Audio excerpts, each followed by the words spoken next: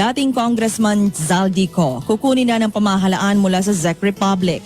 Kahapon, umalis ang Philippine team na susundo kay Ko sa pangunguna ni Justice Secretary Frederick Vida kasama si Chief State Counsel Dennis Chan.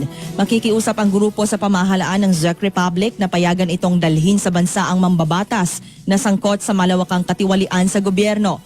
Wala kasing extradition treaty ang Pilipinas at Czech Republic, kaya't kailangan makiusap ang pamahalaan para sa deportation, extradition at ang paggamit ng United Nations Convention Against Corruption na kapwa nilagdaan ng Pilipinas at ng Czech Republic. Nasa bansa pa rin sa Leyte Congressman Ferdinand Martin Romualdez at iginagalang ang precautionary hold departure order na inilabas ng Sandigan Bayan sa kahilingan ng Office of the Ombudsman.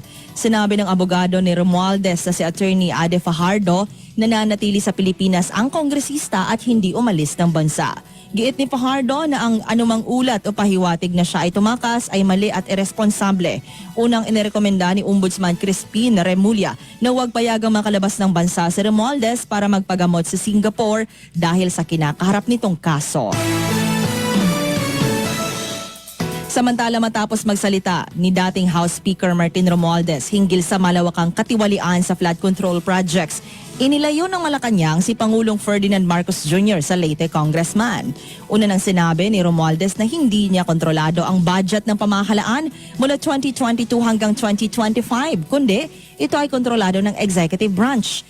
Hindi niya direktang pinangalanan si Pangulong Marcos na pinakautak ng korupsyon, pero ipinahiwatig niya ito nang sabihin na nasa executive branch ang kontrol ng pondo na ginamit sa flood control project scandal. Sabi ni Romualdez, hindi pwedeng siya lang ang mapaparusahan. Dapat makulong din ang lahat ng sangkot. Sinabihan din ni Palace spokesperson Claire Castro si Romualdez na tumahimik muna.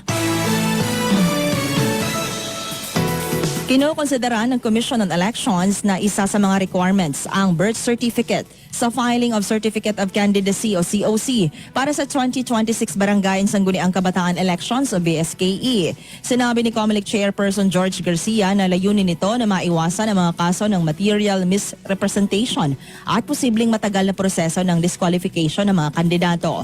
Dagdag ni Garcia, nagagamitin din itong dagdag na requirement para sa BARM elections sa Setyembre at sa 2028 national and local elections.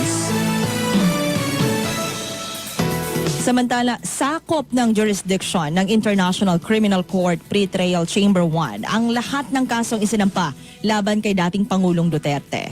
Desisyon ito ng ICC sa petisyon ng kampo ni Duterte na kailangan siyang palayain dahil walang jurisdiction ng ICC sa kanya at sa Pilipinas. Pero ayon sa ICC, sapat ang ebidensyang iniharap ng Office of the Prosecutor upang ituloy ang paglilitis. Matapos ang desisyon, formal nang isinusulong ang paglilitis kay Duterte sa The Hague, Netherlands.